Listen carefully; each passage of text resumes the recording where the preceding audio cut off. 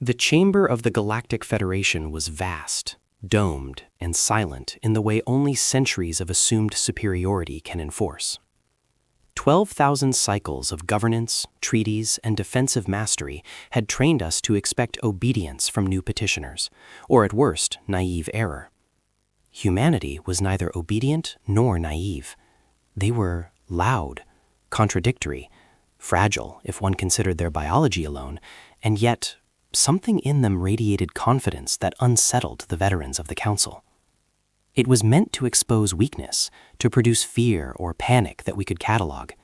Every member species had an answer, a network of orbital shields, automated defense fleets, or layered energy nets. Even the smallest Death World colonies had some semblance of protection. The human delegates smiled, slowly, deliberately. "I'm sorry," they said, their voice measured, unshaken. A ripple of incredulous laughter rolled through the chamber. Some of us discreetly recorded it for future amusement. Surely, a Death World species without a shield network could not exist. It defied all known models of survival, all calculations of interstellar prudence. Analysts began typing rapidly, running probability models, scanning centuries of human history. Naive, suicidal, preposterous. And yet the smile did not falter. They did not flinch, hedge, or apologize.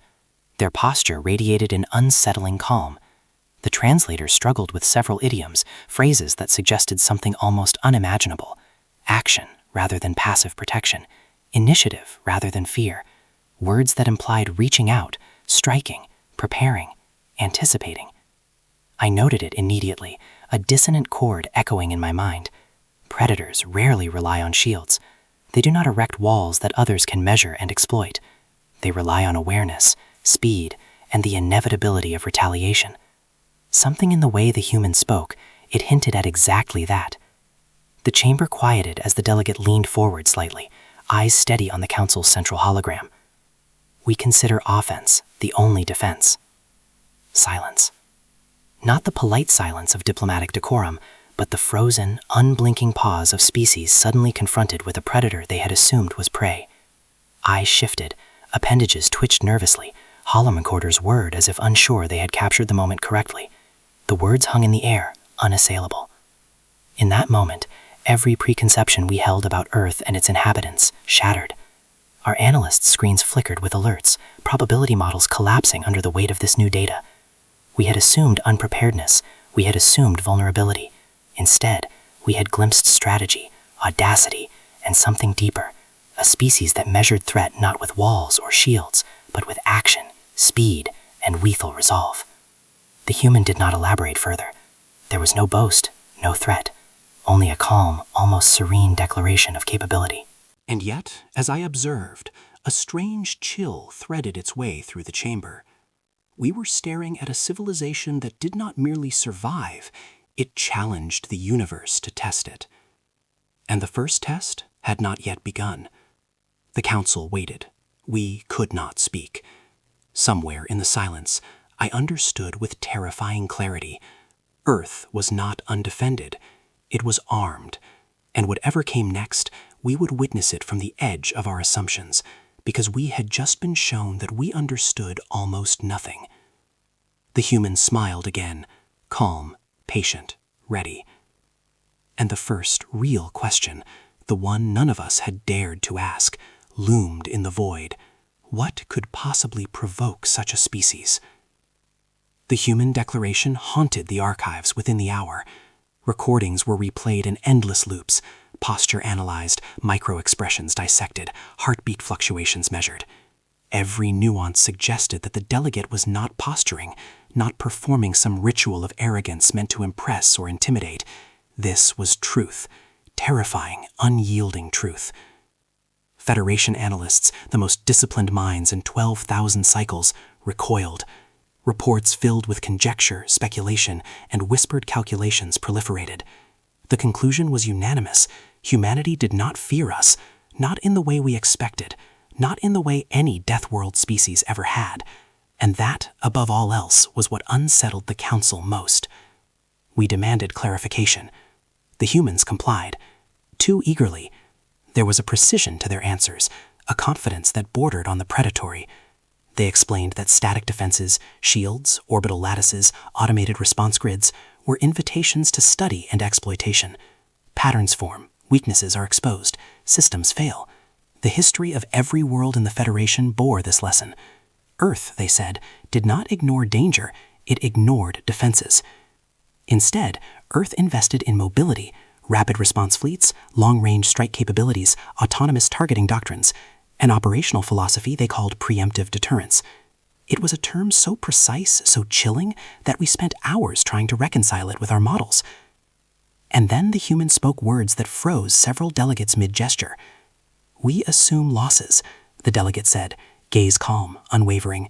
"We plan for them." Several council members visibly recoiled, their appendages trembling. No species in Federation history had treated loss as routine, inevitable, almost transactional. Our species build, bargain, calculate, negotiate, plead. Humans plan for death and continue regardless. And in that, we glimpsed the edge of something terrifyingly alien. The pause was brief, but the next action shattered any remaining composure. Without warning, the human delegation transmitted a partial military archive.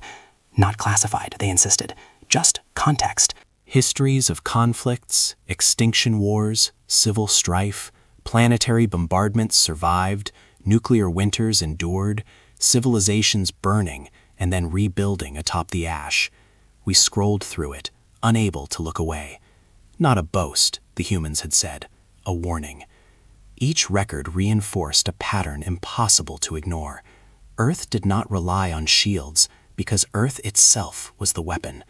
Every city, a factory, every civilian, a potential combatant, every institution, every innovation, every calculation designed not to protect the planet, but to punish anyone who threatened it. The concept of defense became offense incarnate. Models collapsed, algorithms sputtered, probability grids turned red with impossible permutations. The Council had no precedent for such a species, no reference point in 12,000 cycles of interstellar governance, and yet the human approach made sense. It was horrifyingly effective. For the first time in Federation history, the Defense Council postponed a vote, not out of bureaucracy, not due to procedural disagreement, not because of a political stalemate, but because fear had taken hold. The galaxy's most disciplined minds could not compute this. They could not anticipate what Earth would do next, nor the cost of testing it. And still, the human delegate remained calm. No threats, no arrogance, no flourish, only quiet, deliberate explanation, as if the entire Federation should take careful note and adjust its assumptions accordingly. In the corridors, murmurs spread like wildfire. They don't just survive, they punish, they endure. It was not hope or confidence that colored the words. It was awe and fear. Fear so potent that even the oldest council members, veterans of dozens of interstellar wars, whispered of prudence and restraint with trembling resonance. The truth became undeniable. Earth had no defense grid because it did not need one. The planet itself, its people, its institutions, its doctrine, was more weapon than any orbital shield, more deterrent than any fleet of warships, and the first species bold enough to test it would discover almost instantly that the humans did not fight conventionally. They fought decisively, unpredictably, mercilessly, and the Federation, for the first time, understood something fundamental. In all its history, it had never met a species capable of commanding fear through the very act of living. The Council paused. The records glowed on every holoscreen. Calculations continued, yet no equation could predict the next move. Somewhere, deep in the silence, I felt it, the first shadow of doubt stretching across the galaxy. We had assumed vulnerability.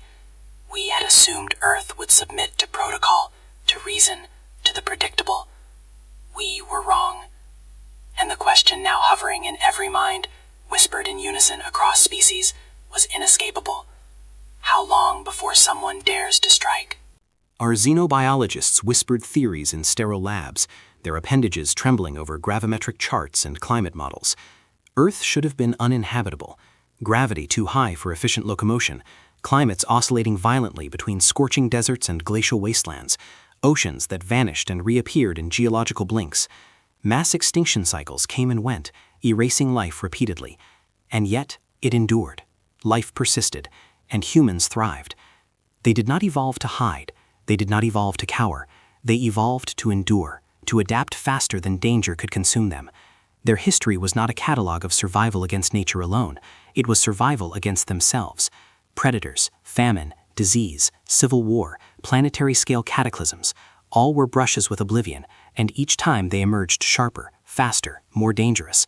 Shields were a prey species invention. Transparent walls, energy grids, orbital lattices, these were defenses against predators, barriers erected in fear. Humans had none. They never had. And yet, that absence did not signal vulnerability. It signaled a predator, one that had learned to thrive under constant threat, that had learned not merely to endure danger, but to manipulate it, to bend it, to weaponize it. Conflict was baseline, not anomaly. Where we constructed defenses to prevent war, humans constructed systems to survive and end it. Every algorithm, every strategy, every policy designed by their species emphasized readiness, speed, and decisive resolution. Simulations ran in Federation labs, trillions of potential outcomes of interstellar combat scenarios, and in nearly every one, humanity struck first, once hostilities crossed a calculated threshold. No warnings, no negotiations, no second chances, just overwhelming, surgical, targeted violence aimed at leadership, logistics, and morale. They did not conquer territory, they collapsed enemies. Entire systems, fleets, and bureaucracies disintegrated under their precision. The humans understood escalation with a terrifying clarity. Maximum effect, minimum time, control maintained. And yet, what disturbed our analysts most was not their firepower, it was their restraint. They possessed weapons capable of sterilizing planets, nuclear scale, kinetic scale, bioengineered scale. Yet humans spoke endlessly of rules, red lines, proportional response, escalation limits. Even in simulation, they never exceeded what they deemed necessary. Predators with ethics are far more dangerous than monsters without them. One senior analyst, pale and trembling, summarized what we all knew but refused to articulate aloud. They do not seek war. The room went silent. This was no exaggeration. This was not paranoia. This was data, distilled from centuries of human history, algorithms calibrated against every known model of combat, every potential weakness. Humans were a species that had learned to kill with precision and to survive with inevitability. The Federation began to understand, slowly, painfully. Earth was not unshielded. It was coiled. Every citizen, every military unit, every innovation poised like a spring waiting for pressure. Threats did not need to be met with walls or fleets in orbit. Threats were met with action, swift, decisive, devastating action. Even now, when our spies report glimpses of human fleets or training protocols, we cannot predict their response.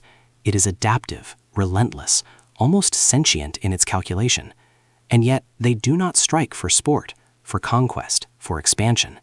They strike only to neutralize danger and prevent recurrence. I remember watching simulations run on ancient quantum arrays, 1,000 variations per cycle. In each, human retaliation was not just inevitable, it was surgical, merciless, and horrifyingly ethical. They extinguished threats efficiently, then ceased. They did not celebrate, they did not gloat. They simply endured, and the universe learned, quietly, not to test them again. For the first time, a truth dawned on the Federation. Earth was not defenseless, not in the way we imagined. It was poised, coiled like a predator in the underbrush, and anyone foolish enough to mistake its calm for weakness would not see the strike until it was too late. The xenobiologists shivered. We all did. For the first time, we realized that a species could be more dangerous precisely because it had mastered the balance of restraint and lethality. Earth did not hide behind shields. It waited.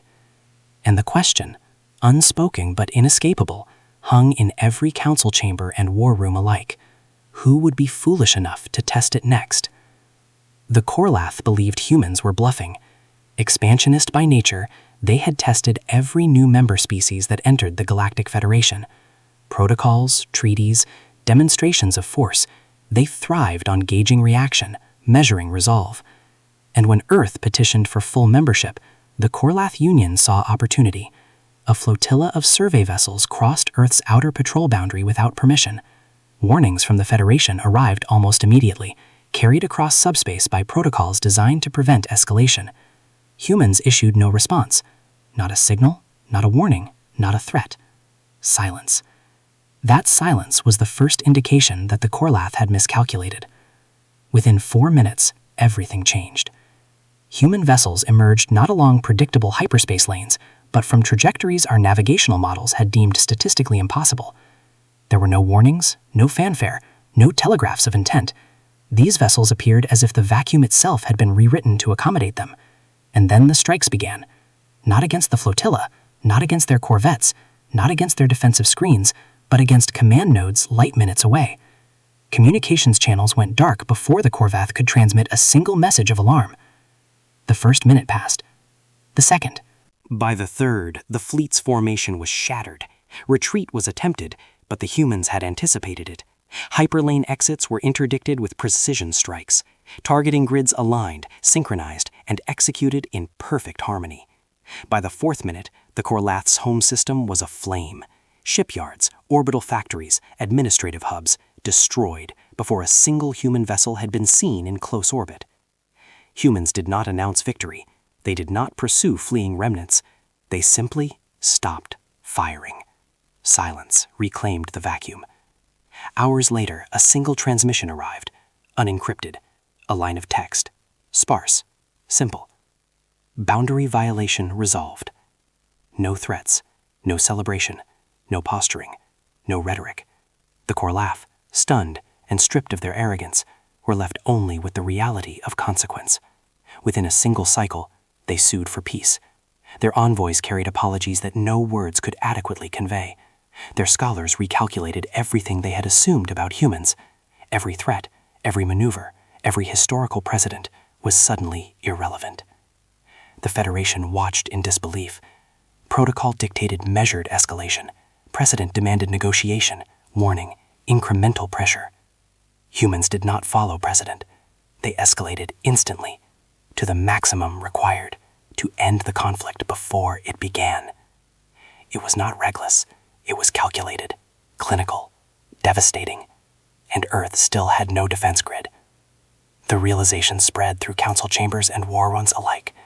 A shield network was unnecessary when the species it protected could reach across light minutes and exact judgment before its enemy could comprehend the attack. Defense and offense were inseparable. The planet itself, its fleets, its doctrines, all coiled like a spring designed to strike only once and with absolute efficiency. For the first time, the Federation confronted a species that rewrote the rules of engagement, not through technology alone, not through overwhelming numbers, but through audacity, precision, and an understanding of conflict that bordered on prescience.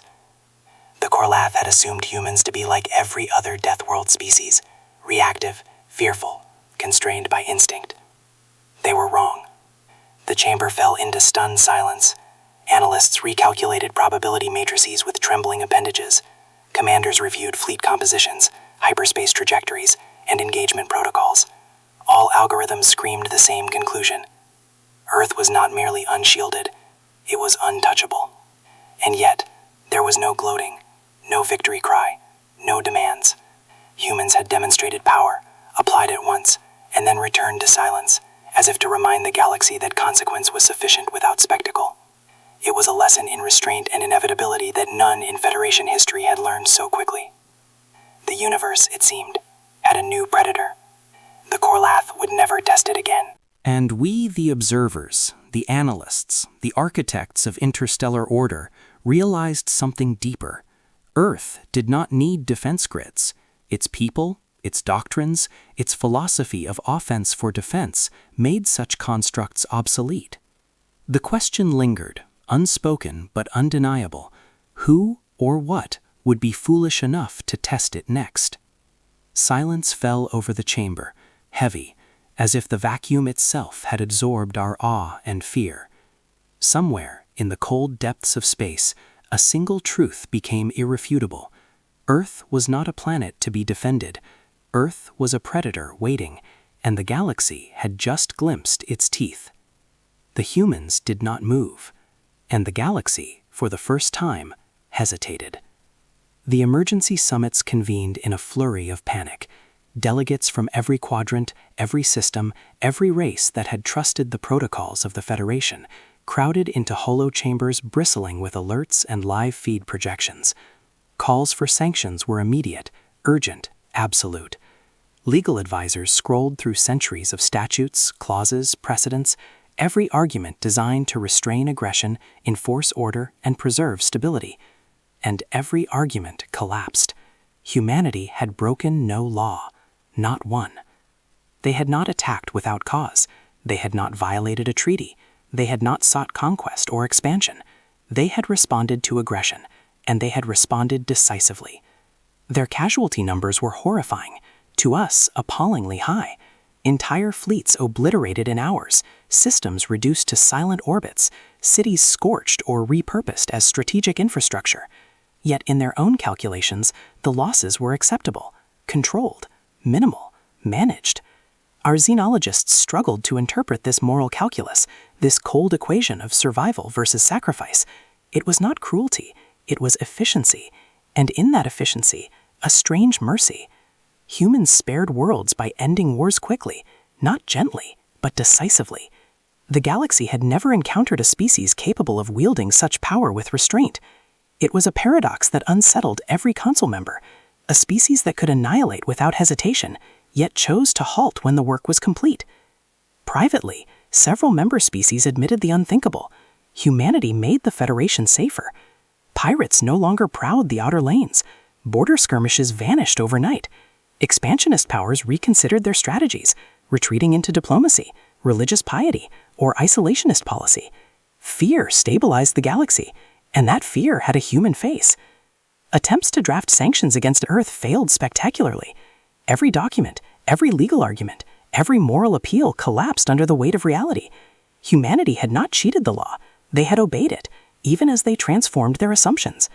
No precedent accounted for a species capable of simultaneously obeying rules and redefining consequence. We began to understand the deeper truth.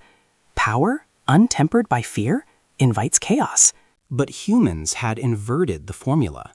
Fear was their tool. Precision was their ethic.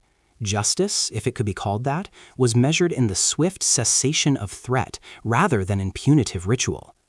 Even the most cynical of us, the historians and war analysts, began to whisper it in corridors and private channels. Humanity's methods were terrifying, but effective. The galaxy slept safer with them at the center of the equation. And yet, this realization carried an undertone of dread. We understood what it meant to live under the watch of a species that measured morality not in prevention, but in consequence. We realized that no attack on humanity would be tolerated, no provocation left unanswered.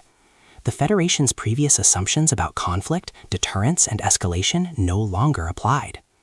The world of human ethics was alien, terrifying, and inescapably logical. To underestimate them was suicide. To overestimate them was wise, but still uncomfortable. Their restraint was as lethal as their weaponry, their efficiency as terrifying as their resolve. And in every council chamber, in every strategic command center, the same question began to echo in silence. If humanity's methods stabilized the galaxy, at what cost? We knew the answer without needing to speak it. Fear was the cost, and it had a human face. The Federation had no choice. Sanctions would fail, precedent was irrelevant, laws were insufficient, humanity was untouchable, not by force, but by the very logic that governed the galaxy. And as the council adjourned, murmurs lingered like an electric charge. Somewhere in the darkness, the question loomed, what would happen when fear alone was no longer enough to deter the unwise? The shattered Combine launched its offensive across multiple systems simultaneously, and the Federation froze. Protocols meant to coordinate response faltered, alert grids blinked red, advisors shouted over static comms. Calculations for probable outcomes ran in endless loops, generating a spectrum of horror that no council had ever imagined. The Combine was ruthless, expansionist, and efficient, an interstellar storm that had already reduced 3 border systems to nothingness in less than a standard cycle. The galaxy expected the Federation to respond with measured retaliation, fleets mustered, defenses deployed, calculations of attrition projected for decades. Humanity did not wait. Before emergency protocols even finished compiling, before advisories were dispatched, before diplomatic contingencies were debated, Earth's fleets moved. They did not shield Federation space. They did not patrol borders or erect orbital barriers. They moved to sever the Combine's war-making capacity entirely. It was an offensive without precedent. Every move was pre-calculated, every strike designed not merely to repel, but to dismantle. What followed was not war. It was surgical eradication. Supply lines vanished. Communication nodes collapsed. Logistics hubs burned before the Combine's generals could issue orders. Entire invasion forces surrendered without a single encounter with human soldiers. Their fleets, their armies, their bureaucracies crumbled from the inside out. Cybernetic infiltration sabotaged navigation, logistics, and command. Psychological operations dismantled morale before a weapon had to be fired in the open. Humans fought in shadows, silent, invisible, methodical. Ground combat did occur, but it was brief and brutal. Strike teams appeared in moments, executed targets with precision that made the galaxy's most advanced simulations blush. Civilian infrastructure that supported military operations was neutralized with minimal unnecessary loss. Every action calculated, every consequence anticipated. Entire planetary defenses of the Combine were bypassed or dismantled with surgical efficiency. The shattered Combine had expected war to unfold over cycles, to bleed the Federation in drawn-out campaigns, to force concessions through attrition. The humans erased those expectations in 12 days. 12 days.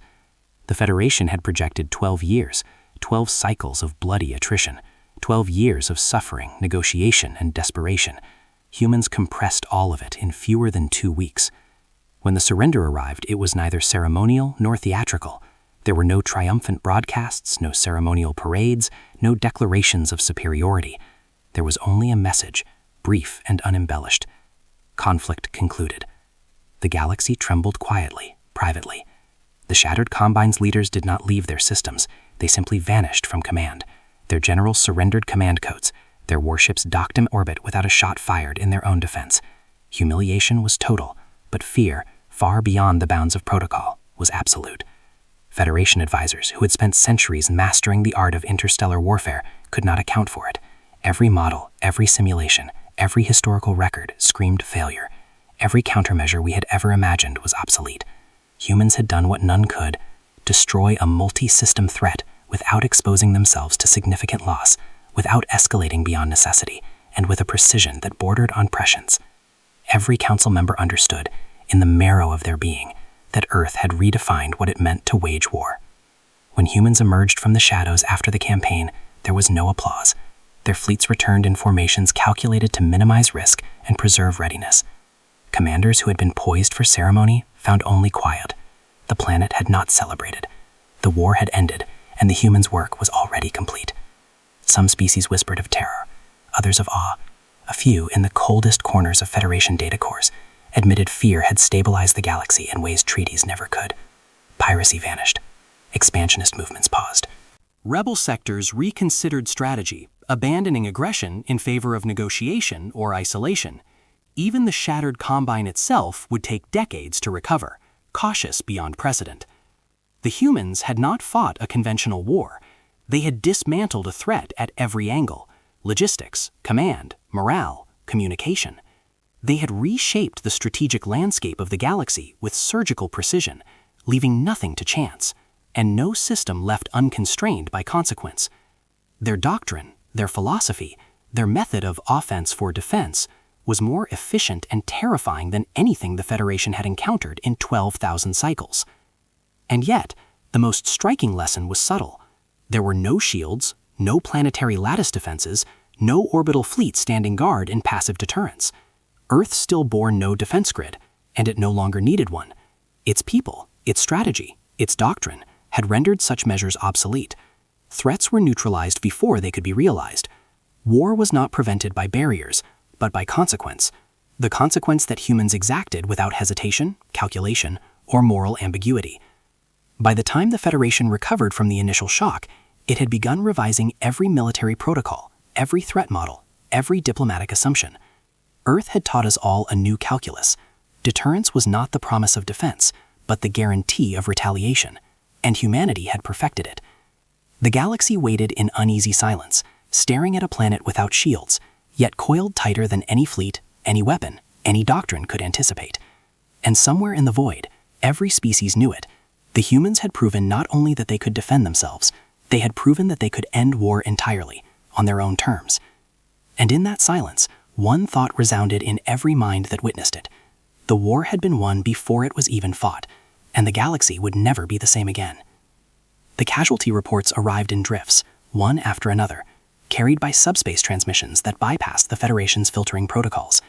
At first, we assumed clerical errors. The numbers were staggering. Ships lost, soldiers fallen, entire fleets vaporized, planetary installations destroyed. Yet the humans did not retreat. They did not pause to recalculate, to mourn in isolation, or to rebuild defenses before acting again. Instead, they continued. We studied the patterns with disbelief. Memorials were erected even as fleets redeployed. Monuments were constructed alongside launch bays. Tributes were conducted while battle plans were drafted. Each death was acknowledged, honored, and then, without hesitation, operations continued. Humans grieved and fought simultaneously. Our analysts ran simulations, attempting to model morale and response under such stress. All models collapsed. Every algorithm, every probability matrix, every expectation of panic failed. How could a species maintain operational efficiency while simultaneously processing loss at such scale? It was incomprehensible. Their endurance did not diminish their combat effectiveness, it amplified it. The Federation had encountered resilient species before, of course, but resilience was always reactive. It was a delay, a temporary suspension of fear or panic, a window in which strategy could recover. Humans turned endurance into a weapon. They incorporated grief into motion, sorrow into precision. Loss did not halt them, it sharpened them. And yet they did not glorify death. There were no ritualistic parades of blood or dramatized heroic martyrdom. Death was neither spectacle nor justification. It was an inevitability, a cost accepted, and a part of the operational calculus. They endured, and in that endurance we glimpsed something profoundly alien, a species that had internalized suffering and converted it into action, into forward momentum, into inevitability. In fleet command centers, officers recalibrated every protocol after observing this. A unit could lose 50% of its complement and still execute orders flawlessly. Ground forces, even after sustaining catastrophic bombardments, advanced with coordination that defied every predictive model. Civilian populations, trained in rapid mobilization, could support war efforts even as they mourned their own losses. Humans did not break. They multiplied capacity under stress. The duality broke our models entirely. Analysts, philosophers, and xenopsychologists convened in emergency sessions, muttering the same conclusion across sectors. Grief was operational, sorrow was tactical, and endurance was contagious. Observing humans in motion was almost hypnotic. The very act of watching them survive and continue created an involuntary response in other species, heightened vigilance, self-doubt, and an underlying unspoken fear. It was not merely that humans could endure, it was that their endurance radiated outward. It infected allies and adversaries alike. Allies fought harder, moved faster, adapted more creatively. Enemies hesitated, recalculated, and often faltered before taking action. Humanity had weaponized persistence itself. Even now, in the aftermath of multiple campaigns, our simulations account for casualties differently. Where once a unit's reduction meant weakening, now it is calculated as potential adaptation. Where once loss predicted delay, now it predicts acceleration. The humans had rewritten the very concept of operational consequence. And the most unsettling aspect, it was sustainable. Not a temporary advantage, not a single cycle anomaly. It was cultural, systemic, ingrained. Human grief integrated into combat became a force multiplier. We realized, finally, why previous invasions had failed, why calculated attacks on humans ended in disaster, why the galaxy had come to fear them even without shields, without static defense, without overt weaponized presence in every orbit. They endured. They accepted cost. They incorporated it. And that endurance was contagious. For the first time in Federation history, we understood that human resolve could not merely survive conflict, it could reshape it, infect it, and ultimately dominate it. Not with power alone, but with persistence, with the quiet, terrifying certainty of a species that would never stop, no matter the cost. The council chambers went silent as the reports concluded. Calculations were abandoned. Probability matrices were replaced with notes scrawled in trembling appendages. Observe, respect, fear. And somewhere, deep in the void, we realized the unnerving truth: endurance alone could conquer. When the last fires of the shattered Combine campaign died, the galaxy expected chaos. Ash-choked cities, orbital wreckage, shattered fleets, these were the remnants of conflict the Federation had long assumed would fester for cycles.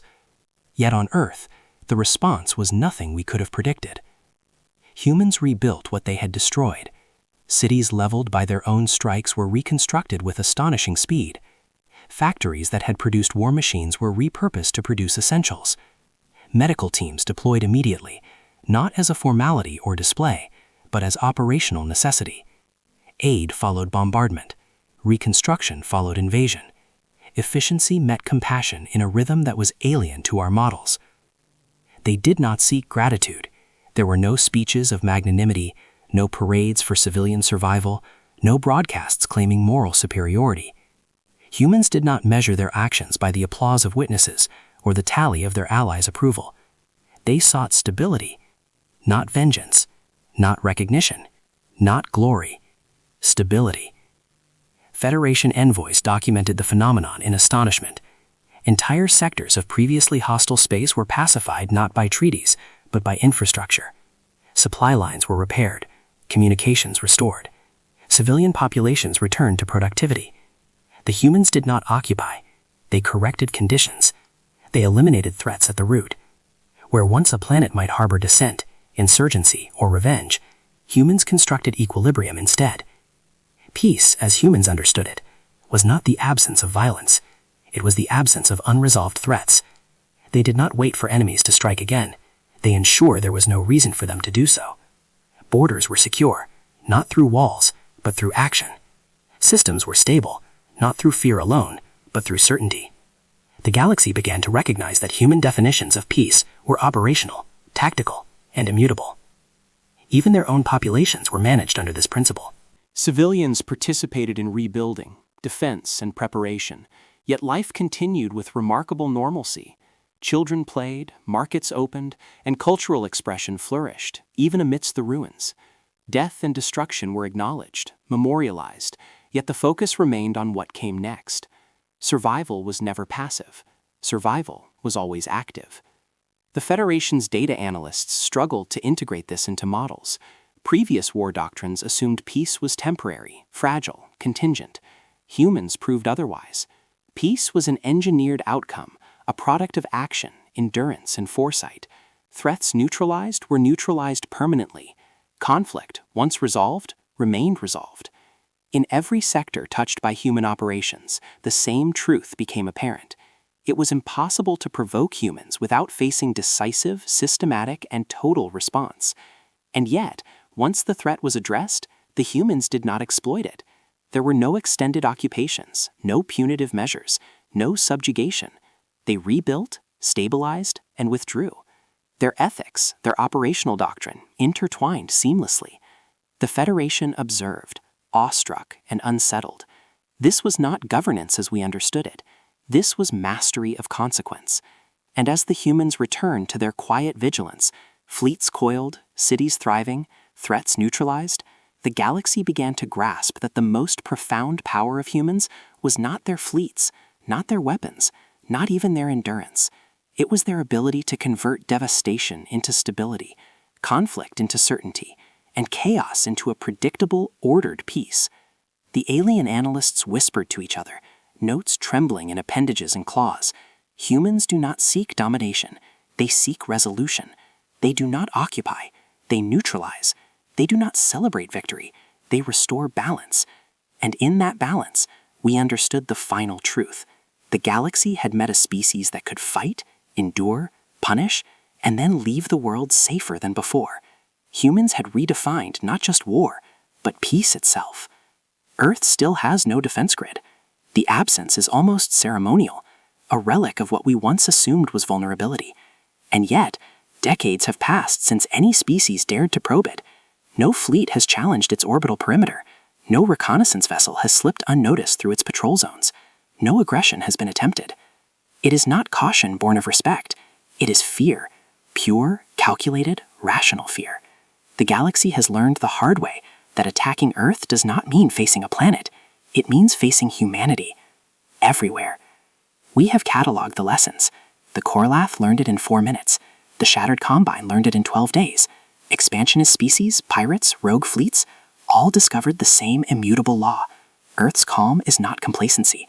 Its silence is not ignorance. Its absence of visible defenses is not weakness. To provoke it is to provoke the very apex of galactic adaptability, precision, and relentless consequence.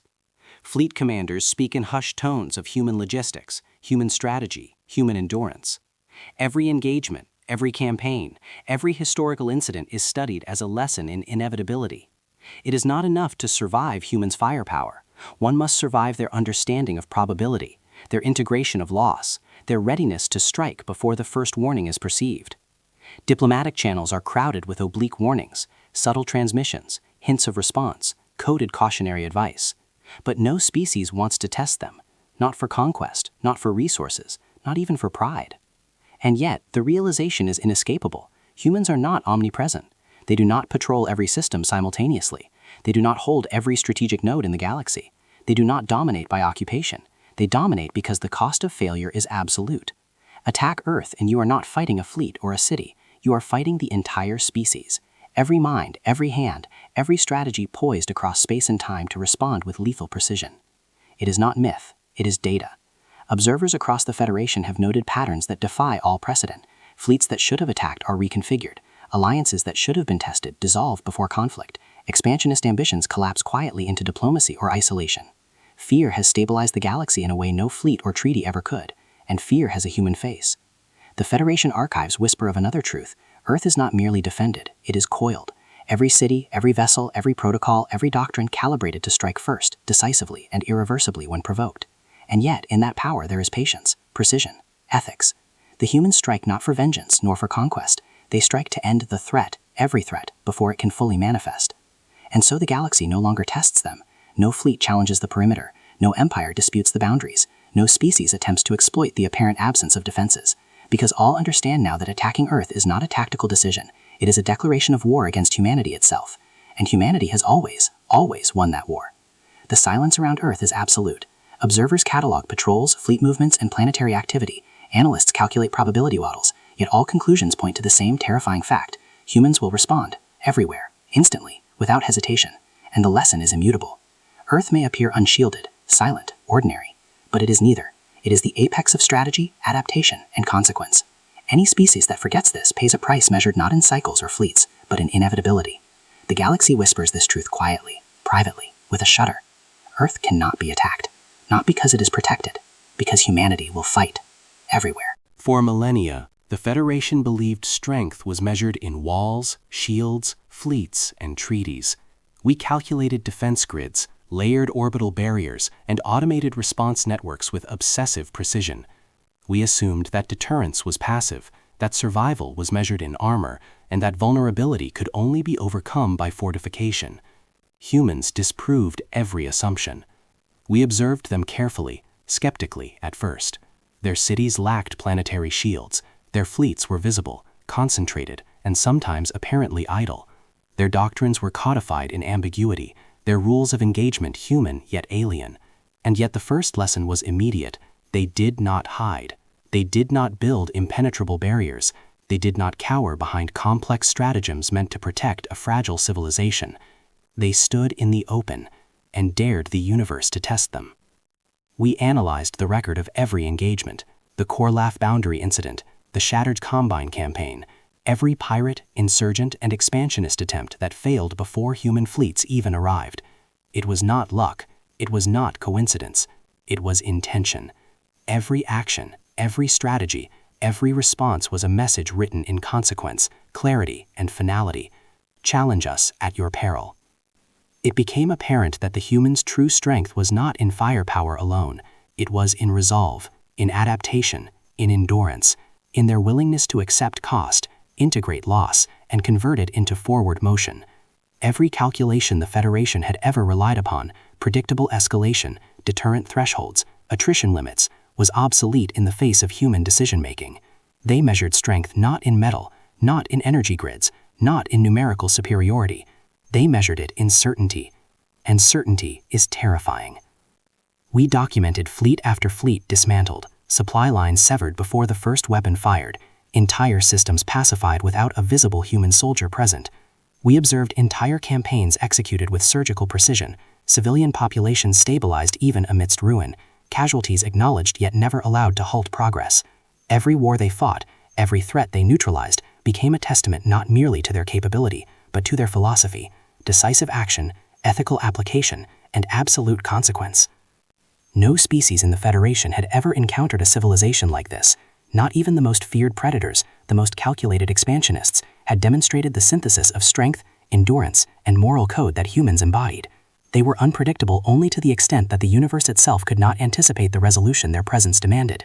And so we learned the final truth: defense is not measured in walls, defense is measured in resolve. We once believed shields, fleets, and treaties kept the galaxy safe. We now admit that it was humanity's resolve that stabilized everything around them. Not through fear alone, though fear accompanied them like a shadow. Not through conquest, though they could dominate with unparalleled precision, but through the certainty that any threat, anywhere, would be met swiftly, decisively, and permanently. Humans do not hide. They do not negotiate indefinitely. They do not cower behind calculations of safety. They face danger openly, directly, and with an understanding of consequence that dwarfs every strategy we had ever considered. And the universe, wisely, does not test them. It is tempting to describe humans as apex predators, but they are more than that. They are a species that has learned to integrate survival, consequence, endurance, and ethics into a single coherent philosophy. Their presence rewrites assumptions of risk and reward, recalibrates every model of engagement, and imposes a quiet but absolute order. We have seen fleets immobilized before they could engage, entire campaigns ended in days rather than years, adversaries surrendering without combat, and systems rebuilt even as ruins still smoldered. Every observation reinforces the same conclusion. Humans' greatest weapon is their willingness to act, their acceptance of cost, and their unshakable resolve. For 12,000 cycles, the Federation believed strength was defensive. We built walls, shields, and fleets. Humanity taught us otherwise. Resolve is stronger. And so, with hesitation and awe, we admit it. Earth is not merely a planet. It is a testament. Its people, its philosophy, its endurance, and its precision constitute a force that the galaxy does not test, not because it cannot, but because it knows the consequences are absolute. We once thought we understood power. We were wrong. Humans do not hide behind walls. They stand in the open, and they dare the universe to test them. And the universe, wisely, does not.